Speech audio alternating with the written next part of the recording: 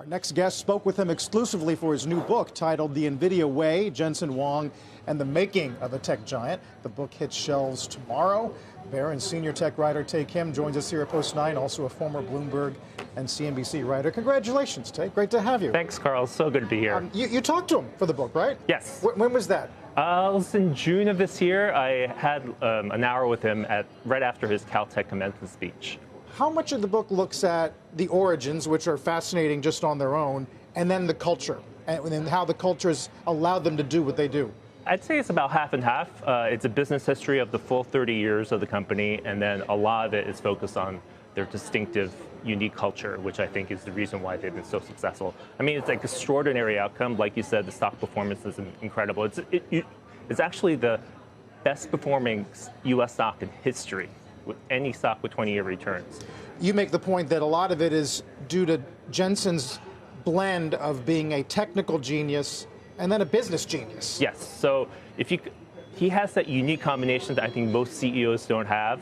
Every time there's an instance of where they're almost about to go out of business, he's resilient and resourceful. He comes out with solutions and funding that just come out of nowhere. And he's always been super charismatic ever since the beginning.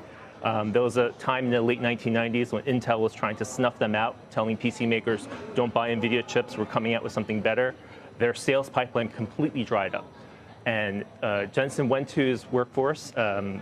He's famous for saying every 30 days, we're about to go out of business. And this time it was true. They're running out of money.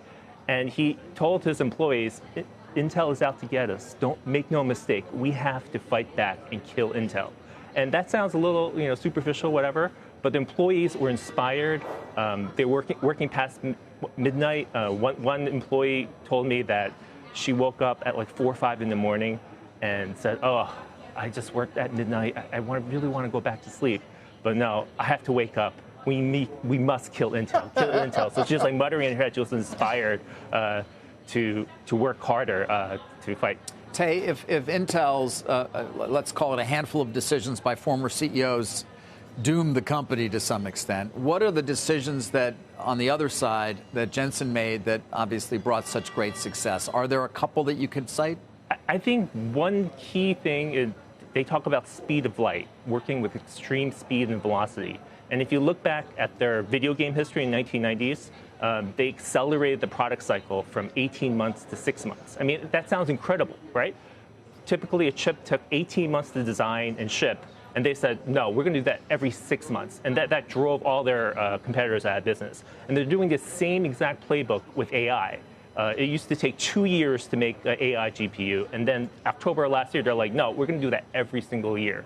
And that kind of relentless execution, improvement has shown why they've been successful for the last 30 years. What I like is that you trace it all the way back to when they were a startup.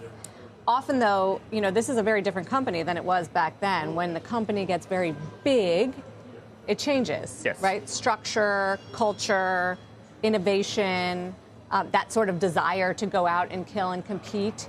What's your sense of what's happening now that it's become a multi-trillion-dollar company leading AI? So that's exactly the main point. The key thing that happens, I think, for most corporations in the U.S. is as they get larger, this dysfunction just breeds inside the company. You get endless meetings, indecisive paralysis. Some of the sources told me it's like swimming in quicksand trying to get decisions done.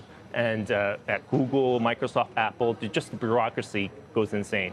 Nvidia, Jensen's culture has been able to tamper that down. I mean, if you do anything where you're trying to make your boss's boss better, which I think is a big portion of all the internal politics and bureaucracy, he'll dress you down right in public. And he told me, if someone is ever doing that, I'll embarrass them in front of everyone. And if I do that once or twice, no one's ever going to do that again.